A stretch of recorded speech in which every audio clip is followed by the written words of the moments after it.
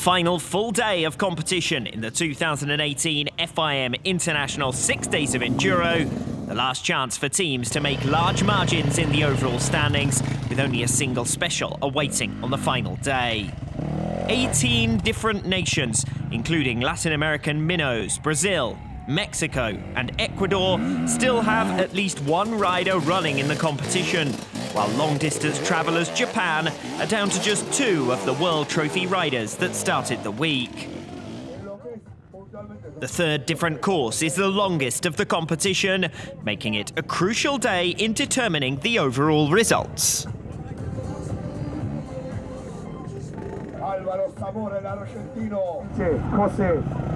In the World Trophy, the Italian quartet put in an impressively solid day by locking out positions 5 to 8 in the individual results, and such a strong performance has consolidated their third-place ranking overall.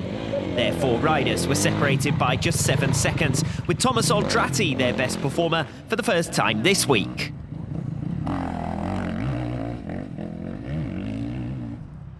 Taylor Roberts remains comfortably fastest in E2, but any hopes of taking the overall victory appear to have faded, as he dropped a further 30 seconds on day 5. Meanwhile, his teammate Stuart Baylor has continued to impress in the second half of this week. He was best of the rest in 4th, as the USA once again took 2nd on the day. But there is no stopping Australia, who've been almost error-free since losing Lyndon Snodgrass earlier in the week. Daniel Milner was the only rider to complete today's specials in less than an hour, as he continues to dominate the individual standings. Most importantly, Australia completed the day without any further retirements to extend what now looks an unassailable lead.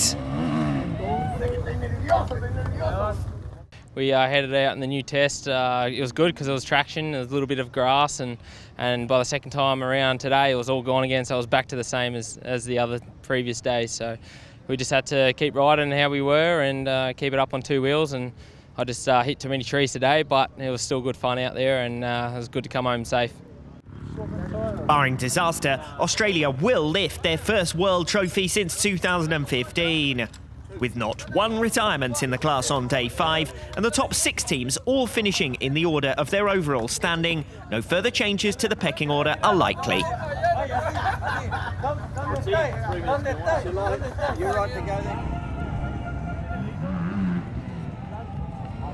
Having closed impressively on France for 3rd in the Junior Trophy, Chile lost their chance to overhaul the reigning champions with a disastrous final special for Esteban Lanz.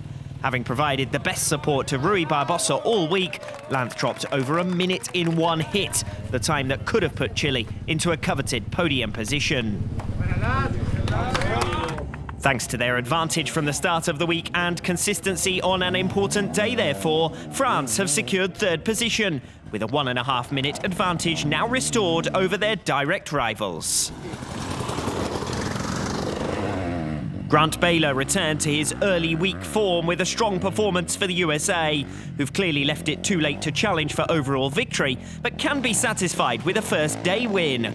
Baylor deserves extra credit for his efforts, having suffered the dislocation of his right shoulder 3 times during this week.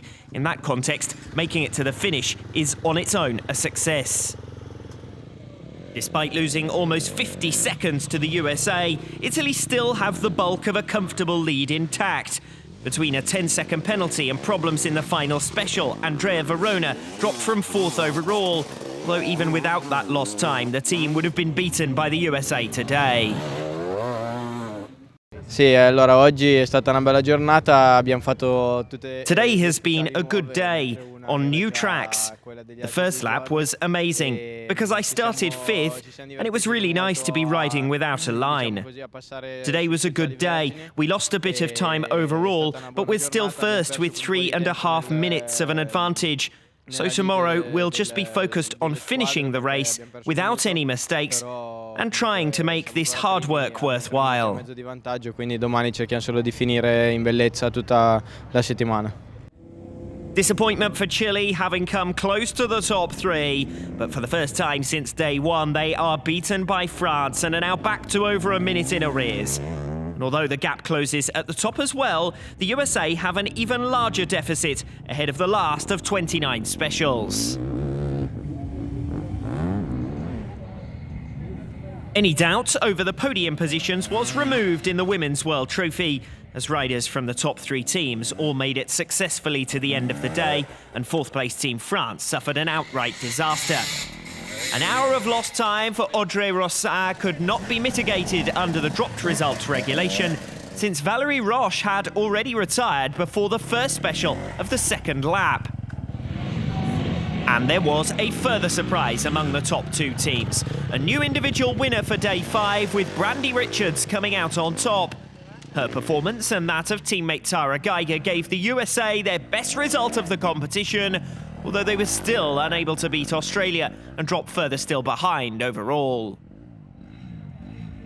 Jessica Gardner enjoyed her best result of the week with 3rd place and ensured that Australia keep up their run of consecutive day wins.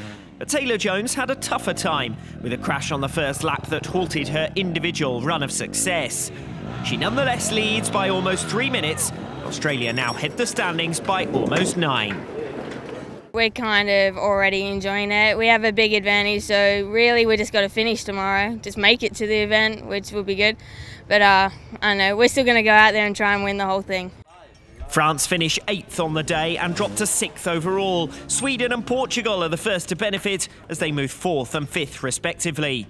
With an hour covering 1st to 4th, the Women's World Trophy is settled, and the riders in all classes now look forward to the final motocross and celebrations tomorrow.